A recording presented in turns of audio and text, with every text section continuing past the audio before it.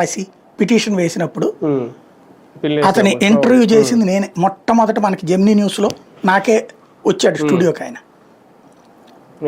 MLA అప్పుడు. తర్వాత మంత్రి అయినప్పుడు కూడా మొట్టమొదటి మంత్రి అవ్వగానే మొట్టమొదటి ఇంటర్వ్యూ మన స్టూడియోలోనే జరిగింది. శంకర్రావు ఎమ్మెల్యేగా ఉన్నప్పుడు పిల్లేసాక ఆయనకి మంత్రి ఇచ్చారు. ఆయనే చెప్పాడు ఆ రోజున, నా ఇంటర్వ్యూలోనే చెప్పాడు. అధిష్టానం చెప్పింది అని చెప్పేసి. అధిష్టానం ఇచ్చింది కానీ ఆయన యాడ్ నుంచి పట్టుకొచ్చాడు కాగితాలు. నిన్న మన తులసిరెడ్డి గారు చెప్పుకొచ్చారు లెక్క. విషయం ఏంటంటే అప్పుడు మన ఈ రాజమండ్రి ఆయన సుబ్రహ్మణ్యం ఎవరు ఉన్నారు కదా, ఏపీఐఐసి చైర్మన్, అప్పట్లో ఏపీఐఐసికి చైర్మన్గా ఒక ఆయన చేసేవాడు. ఆయన ఈ ఒక డేటాని సంపాదించి ఆయనకి ఇచ్చారట డిఎల్ రవీంద్రారెడ్డికి.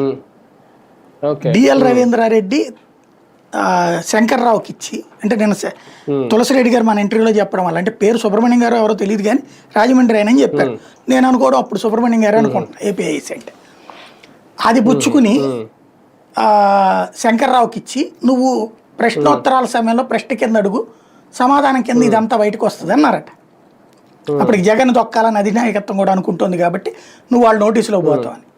శంకర్రావు చేతికి కాగితాలు వెళ్ళాక ఎవరో అతని దగ్గర ఉన్నటువంటి వాళ్ళు ఇది కోర్టులో పడి మొత్తం రచ్చ అవుతుందని చెప్పారట, పబ్లిసిటీ వస్తుంది నీకు అనేసి. శంకర్రావు వేసాడు. వాస్తవంగా అధినాయకత్వం ఊరకనే అదొక పబ్లిసిటీ అయ్యి జగన్ని డిఫెన్స్లో పడేయాలనుకుంది. అందులో దూరింది ఎవరప్పుడు? వెంటనే కాంగ్రెస్తో మాట్లాడి ఒప్పందం చేసుకుంది ఎవరు? తెలుగుదేశం, చంద్రబాబు.